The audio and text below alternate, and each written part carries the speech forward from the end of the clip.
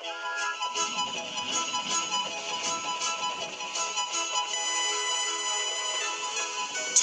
branch line is important, and so is Edward's. But their track and bridges are not so strong as those on the main line. Sir Topham Hatt does not allow the heavier main line engines like Gordon to run on them.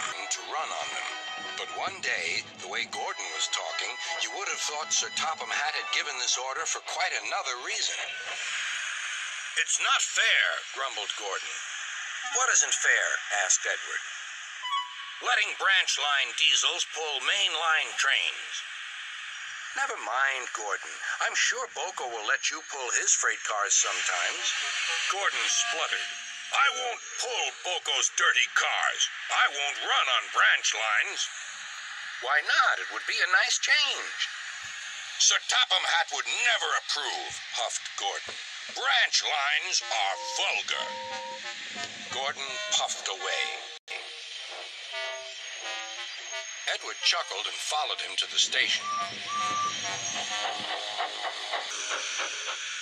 Every evening, the two engines pull two fast trains from the station. Gordon always leaves first with an express for the main line. Edward follows 5 minutes later with his train for the branch line.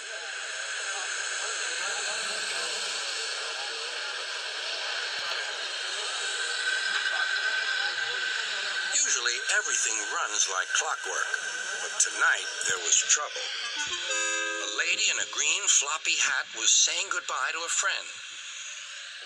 It was nearly time for Gordon to start. The fireman looked back towards the conductor's van and saw something green waving. "Right away, mate." He thought the conductor had waved his flag. Gordon started, leaving luggage, his passengers, and the conductor all standing on the platform. Everyone was very surprised and cross.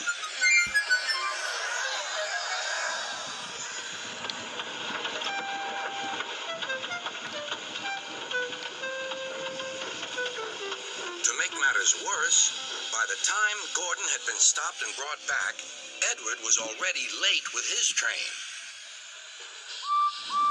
So now he set off first. But the signalman at the junction wasn't told about the change. By mistake, he sent Edward along the main line. Gordon was sent along the branch and arrived cold and cross on one of the sidings near the harbor.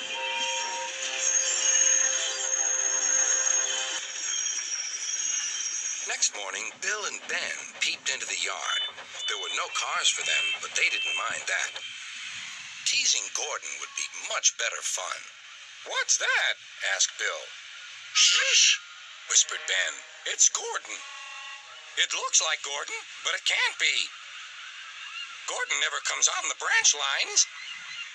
He thinks them vulgar." Gordon pretended he hadn't heard them.